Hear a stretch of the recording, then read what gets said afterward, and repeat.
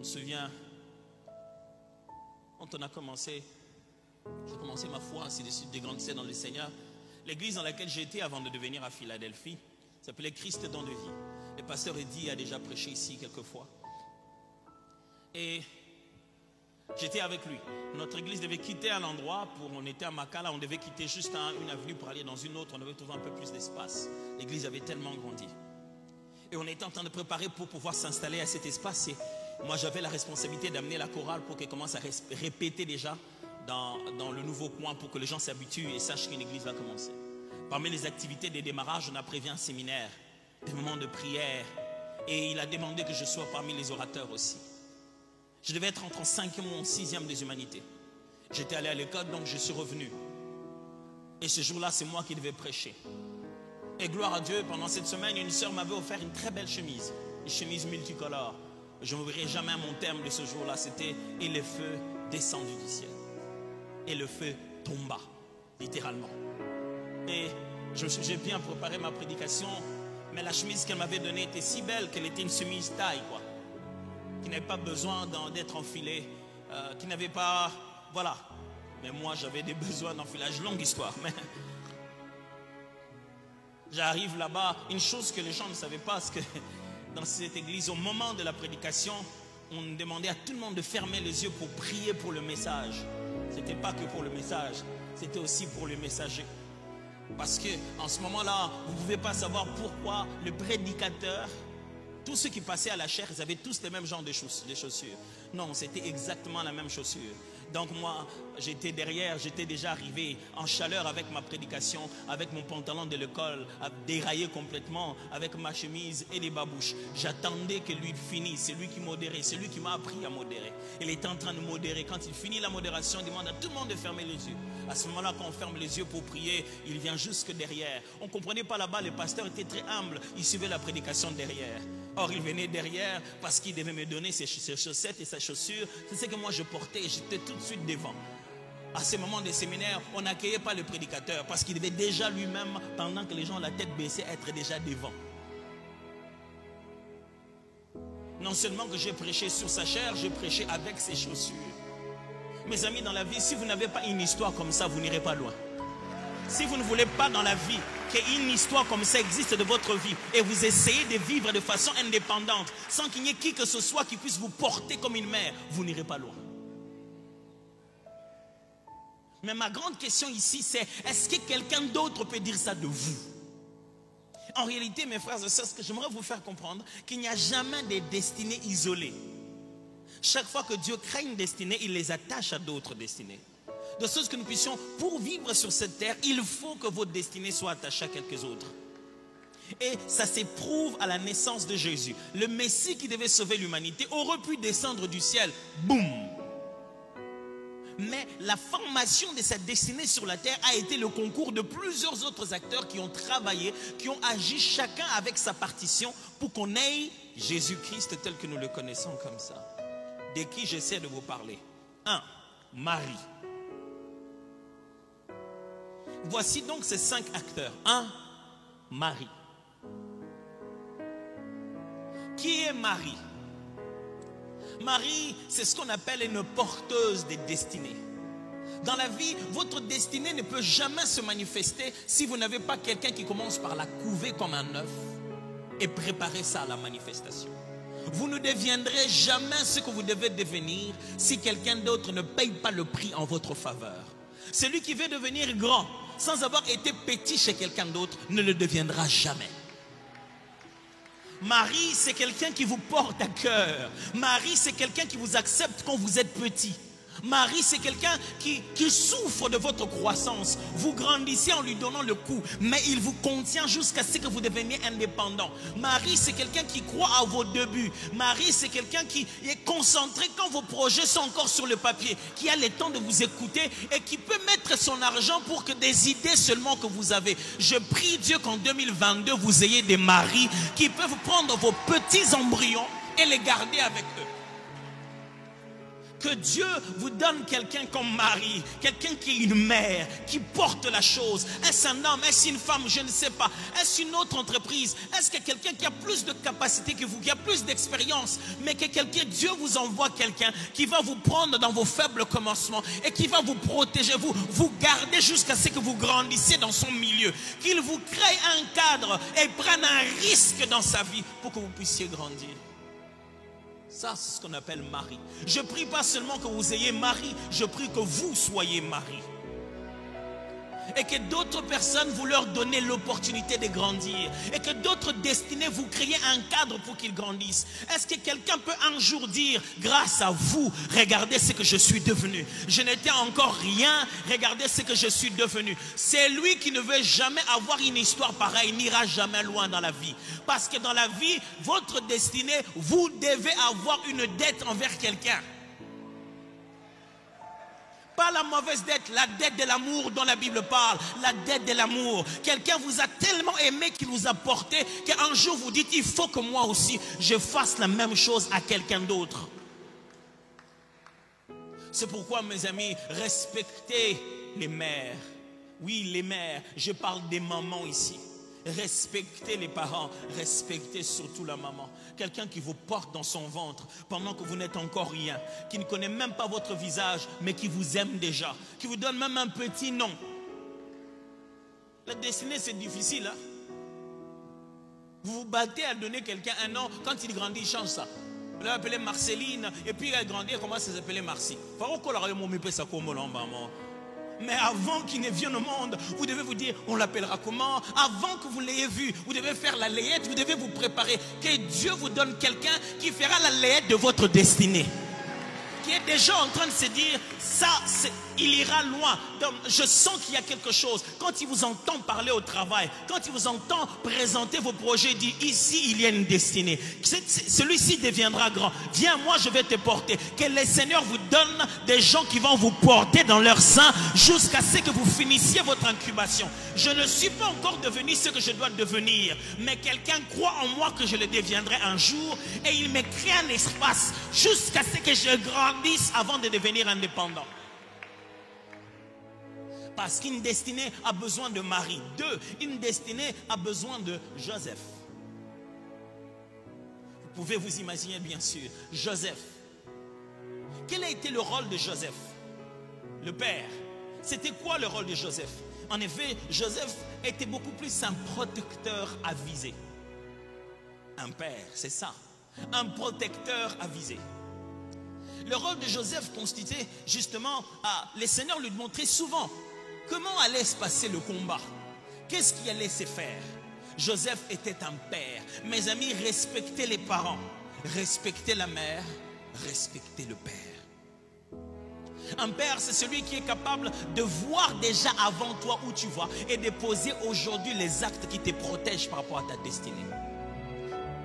Marie savait que l'enfant devait naître, mais Marie ne savait pas qui voulait tuer l'enfant. Marie ne savait pas quand il faut le faire quitter Jérusalem pour l'amener en Égypte. Marie ne savait pas quand le temps de l'Égypte était fini pour le ramener à Nazareth. Il n'y avait que Joseph qui connaissait cela.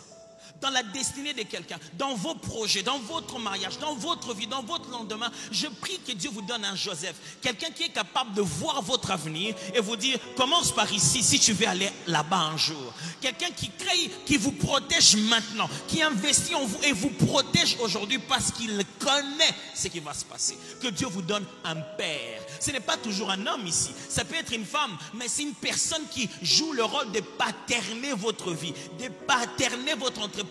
Quelqu'un qui sait voir votre risque bien avant et qui sait déjà vous couvrir à présent. Parce que celui qu'on appelle un père a de la part de Dieu un droit prophétique de connaître votre étape prochaine et de vous protéger dès à présent de vos ennemis. Ok. Il y a des gens qui savent la prochaine étape de votre vie et qui connaissent les genres d'ennemis que vous allez avoir. Prends le risque, il dit, je dois protéger cette destinée. Je prie Dieu qu'il t'envoie quelqu'un qui va protéger ta destinée. Quelqu'un qui participe à un autre genre de conseil auquel toi tu n'as pas participé, qui sait des choses que toi tu ne sais pas. L'ange venait lui dire, écoute, Hérode a de mauvaises pensées. Il veut détruire l'enfant. Qu'est-ce qu'il faut faire? Prends-le, amène là-bas. Et puis l'ange revient encore, Hérode et tous ces gens sont morts. Prends l'enfant et ramène-les. Quelqu'un qui avait une telle perspicacité, qui avait une telle clairvoyance, qui pouvait voir que le mal arrive et qui pouvait tout de suite protéger et trouver un autre chemin. Mes amis, respectez les parents, respectez les pères, respectez ceux qui sont pères pour vous. Que quelqu'un donne à ton entreprise quelqu'un qui va vous paterner.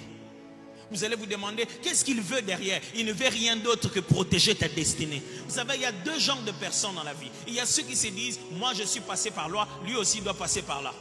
D'autres disent, moi je suis passé par là, afin que lui ne puisse pas souffrir. Je prie que maintenant, les seigneurs te donnent la deuxième race de personnes qui ne veulent pas que tu puisses échouer là où ils ont échoué. Qui disent, c'est pour de temps comme ceux-ci que moi je suis passé par là. Que Dieu vous donne des Joseph. Oh, combien d'entre nous ne sont-ils pas capables de dire, heureusement que mon père était dur. Le père voit, il se dit, si lui continue comme ça, demain il va devenir voyou.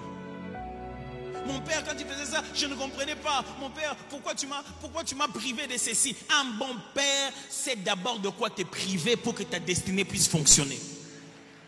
Je vais répéter ça. Un bon père, il sait qu'est-ce qu'on ne doit pas te donner maintenant. Sinon, ça va gâcher ce que tu vas devenir. La paternité, la maternité, être parent, aider quelqu'un dans sa destinée, ça demande de l'intentionnalité.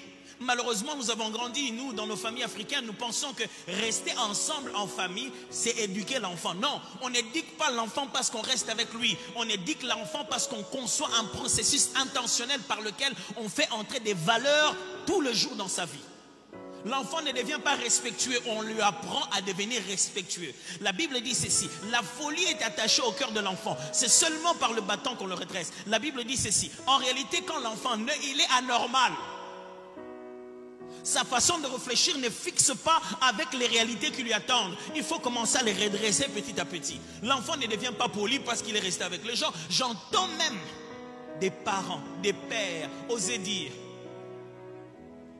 Yon Clémentine, l'homme qui est en train de gronder sa femme en disant que c'est la femme qui était censée s'occuper de l'éducation des enfants. C'est où dans le contrat de mariage? Que l'enfant n'a pas besoin de figure paternelle. Que le père ne devrait pas participer à l'éducation de l'enfant. Qui a dit ça? Yo Marceline, c'est pas comme un poli, papa raté. Papa. Traduction. C'est parce qu'il n'y a pas de père. Celui qui est censé gronder à la maison, c'est le père. Et le père, qu'est-ce qu'il a? Il dit, mais moi je suis en train de travailler pour chercher de l'argent pour... Mes amis, vous aurez fait 30 ans à chercher de l'argent. À la fin, quand vous aurez fini le travail, on vous fera votre décompte final. On vous mettra de l'argent à l'intérieur. On ne vous mettra pas du temps. Après 25 ans de travail, on vous paiera 1000, 2000, 3000, 5000 $.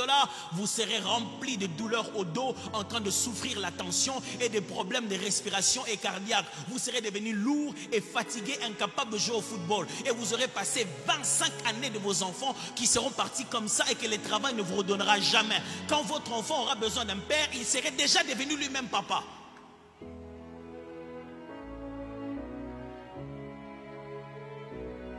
À quoi sert l'argent que vous gagnez? À racheter les temps avec vos enfants.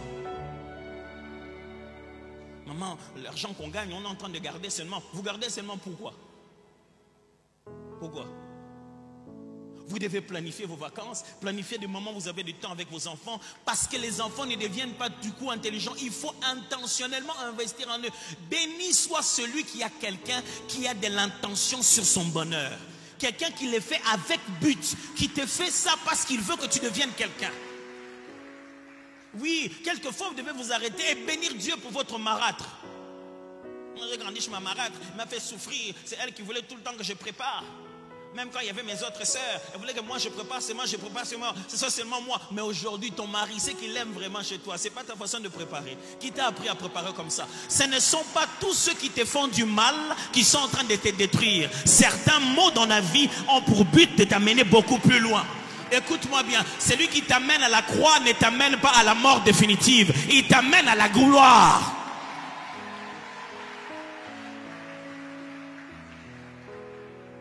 Mon frère, on peut t'apprendre des choses qui font pleurer. Mais si tu as un père, tu as quelqu'un qui te protège des attaques d'Hérode, qui te place à l'Égypte au moment opportun. Un père peut être en train de t'amener ailleurs. Tu te dis, mais je vais où là?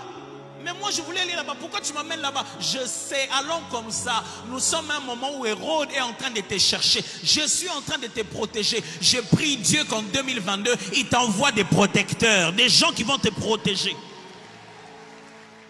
Des gens qui vont t'informer ce qu'ils ont décidé dans la réunion. On a parlé de toi, mais moi je leur ai dit il faut qu'ils fassent ça. Mais ce que tu as dit là, ça va me faire souffrir. Fais-moi confiance, je sais de quoi je parle. 3. Mages, les mages. Quel était le rôle des mages dans cette naissance de la destinée? Lorsque la destinée vient au monde, mes amis, les hommes d'esprit, c'est comme ça que je les appelle, qui parlent en langage d'étoiles, ils honorent notre grâce, mais attirent l'attention des personnes mal intentionnées. Les mages, c'est qui? Les mages, ce sont ceux qui nous entourent, autour de nous, mais qui ont une capacité spirituelle à percevoir notre grâce et qui honorent ça. Mais le fait qu'ils ont honoré notre grâce nous crée des problèmes. Les mages n'ont pas les mêmes langages qu'Israël. Israël n'attendait pas une étoile. Israël attendait un Messie. C'est pourquoi lorsqu'on a posé la question à Hérode, il a dit qu'est-ce qui est écrit dans les livres? Mais les mages, quand ils sont venus, eux, ils attendaient l'étoile. Leur langage spirituel était très différent de ceux de prophètes d'Israël. Dans la vie, vous devez savoir qu'en réalité, il y a plusieurs personnes qui sont spirituellement actives. D'autres sont même, elles sont juste clairvoyantes. Un professeur de l'université qui dit, ah petit, toi tu as quelque chose, hein? Un collègue au travail qui te dit, toi je sens, un jour tu es en train de faire une présentation devant des clients, ils disent non, nous préférons un tel, quelqu'un qui vient mais qui honore, qui avec ses propres langages dit la même chose que Dieu a dit sur toi. Sachez que les mages ne donnent pas l'étoile, ils voient l'étoile. La raison pour laquelle on a fait des cérémonies des chefs coutumiers sur toi, c'est parce que tu as reçu de Dieu l'appel d'être un leader. Ils ont vu ton leadership, ils ont vu ton étoile, ta capacité à diriger les autres, qu'ils ont voulu maintenant les garder dans leur cercle. Ce que tu as en tant que dirigeant, on ne peut pas tuer ça. Ne me demande pas de te délivrer de toi-même. Commence plutôt à comprendre que ce que tu es, ce n'est pas une étoile comme ils le disent, mais ce que tu es, c'est le Fils de Dieu comme Dieu l'a dit. Mais ils n'ont pas le droit de te donner quelque chose, ils n'en ont pas. Le diable n'a rien à donner. Ils ont vu cela, ils parlent d'un autre langage. Mes amis, là dehors, quelqu'un d'autre vous dira, mais petit, je sens que tu as du potentiel, hein? Voilà, nous on appelle ça. Laisse-les appeler par les langages qu'ils veulent. Laisse-les inventer un autre terme. N'ayez pas peur que les gens vous appellent par des noms bizarres. Ou je sens ton aura. Il appelle ça aura. Toi tu sais qu'on appelle ça l'onction de Dieu. L'esprit de l'Éternel est sur moi. Il dit, moi, mais petit, quand tu es entré, je sentis ta lumière. C'est dans leur langage, ils appellent ça lumière. Mais toi tu sais que celui qui est en moi est plus puissant que celui qui est dans le monde. N'aie pas peur de travailler avec les mages parce qu'ils t'appellent étoile. Pourquoi? Parce que dans la formation d'une destinée, vous sachez-le bien que quand une destinée entre au monde, il n'y a pas que Dieu qui l'envoie, l'ennemi le voit aussi. Si quelqu'un qui est dans tout autre langage spirituel a vu en toi quelque chose, qu'il est obligé de se prosterner devant ça, on commence à croire que vous deux vous êtes d'un même camp. Faites ce que vous allez faire. Dites ce que vous allez dire. Je sais que celui qui est en moi est plus puissant que tout ce qui est dans le monde. Et quand il est en action, tout genou doit fléchir. Oh pasteur, c'était même pas un musicien chrétien, c'était un musicien païen qui a dit ça. C'était même un politicien qui a dit ça. Je m'en fous, qu'il soit magicien, politicien. S'il a vu l'étoile en train de briller en moi et qu'il est en train de reconnaître Jésus de Nazareth, je m'en fous avec quel terme il est en train de le parler. Mais moi je sais qu'il a dit ceci. Tout genou fléchisse, toute langue confesse. Ce n'est pas de moi qu'il parle, il parle de la chose qui est à l'intérieur. Mais quelquefois, le fait qu'ils pointent les doigts sur nous, ça nous amène des problèmes. Les mages ont fait la promotion. Ils sont allés chercher à gauche, à droite, et ils sont tombés sur la mauvaise personne. Ils sont allés voir la dernière catégorie, l'avant-dernière catégorie, 4, Hérode. Hérode, c'est qui?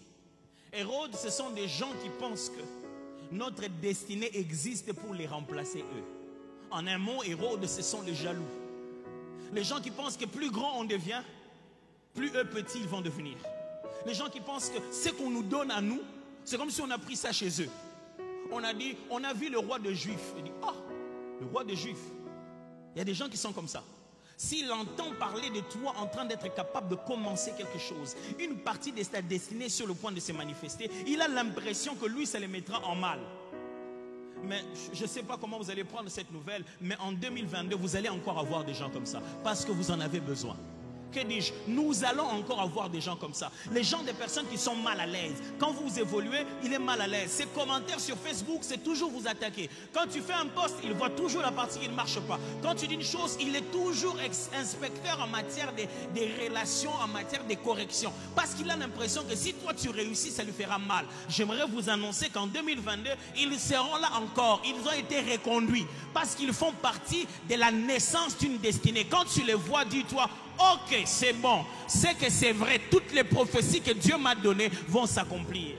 Hérode ne savait pas qu'il y avait une prophétie qui disait Rachel pleure ses enfants, elle les pleure, comment elle va les retrouver? Une vieille prophétie qui annonçait qu'autour de la naissance de Jésus, beaucoup d'enfants allaient mourir. Hérode ne savait pas qu'il était en train d'accomplir la prophétie. J'aimerais dire quelque chose à ton ennemi. Il ne sait pas qu'il est en train d'accomplir la prophétie que Dieu a prévue. Mes frères, même les adversaires font partie de la prophétie. Il oint d'huile ma tête et ma coupe déborde. Il dresse une table entre moi et mes adversaires. Oh, ne mets pas la haine dans ton cœur, n'ose même pas. Il est là pour un but. Si on te parle beaucoup de quelqu'un, dis-leur, il est là pour un but. Je connais le but pour lesquels il est là. Écoutez-moi, Hérode ne se manifeste pas quand Marie est enceinte. Il ne vient que quand elle a déjà donné l'enfant. Quand tu vois quelqu'un se battre, c'est que la chose est déjà née. Quand tu vois quelqu'un s'agiter, c'est que tu as réellement la chose. Vous savez, il y a des gens comme ça. Toi, tu as une boutique d'habillement à côté. Lui, il a une boutique de denrées alimentaires. Mais quand des fois, tes clients s'arrêtent là dehors, ils font une petite queue et ils débordent jusque devant. Elle mène des barricades. Pourquoi vous débordez en venant de mon côté? Ce qu'ils cherchent chez moi, toi, tu n'en as pas. Ce qu'ils vont chercher chez toi, moi, je n'en ai pas. Pourquoi tu veux combattre une chose qui n'a rien à voir? Si moi je vends 10 vestes ce jour-là, est-ce que j'ai pris l'argent des aubergines chez toi? Les vestes que je vends, toi tu n'en as pas. Pourquoi il faut m'empêcher de vendre mes vestes en croyant que ça va vendre tes aubergines? Celui qui est venu acheter les habits ne va pas transformer ça en argent de beignets. Et enfin, cinquième, ce sont les bergers. La Bible dit qu'on est allé, les anges sont venus voir les bergers. Et dit, écoutez, on a une bonne nouvelle pour vous. Là-bas, du côté de la ville de David, le Messie vous est né. Et les anges se mettent à louer, à adorer, à chanter. Et les bergers disent, on doit partir. Ils sont allés dans cette crèche. Il leur a donné les indications. Ils sont arrivés. Ils ont dit, nous sommes juste venus voir l'enfant qui est né ici. Ils n'ont pas mené de l'argent. Ils n'ont rien amené. Ils sont juste venus confirmer que cet enfant n'est pas normal. Mes amis, dans la naissance de la destinée, Dieu vous donnera toujours des bergers. C'est quoi des bergers? Des bergers, ce sont des gens qui parlent le langage de Dieu, pas comme les mages. Des envoyés prophétiques de Dieu qui viennent confirmer la chose que tu as au-dedans de toi. Dieu vous enverra une prédication, un message, une vidéo, un cantique, quelque chose qui vous rappellera Osaïa Nzambe, Osaïa Nzambe. Quelque chose au moment où vous y attendez le mois, au moment où votre entreprise était en train de s'ensaler, de chanceler, Dieu vous enverra toujours quelqu'un pour venir vous dire, voici ce que le ciel dit, ce qui est sur la terre ici vient d'en haut. Ce que tu es en train de commencer, c'est Dieu qui est avec toi. Que tu le rencontres en route, au marché, à la chaire, à la prédication, une vidéo, un cantique, mais Dieu te confirmera toujours qu'en réalité tu n'es pas normal, tu es différent. J'aime ces moments-là dans la vie. Le moment où tout dit que c'est contre moi, mais Dieu dit, je suis avec toi. Oh oui. Quand qu'en 2022, Dieu vous donne un berger de chaque mois. Un berger de chaque mois. Chaque mois, quelqu'un revient. Chaque mois, quelque chose revient pour te dire, n'arrête pas, tu es de Dieu. N'arrête pas ce que tu as commencé, le Seigneur est avec toi.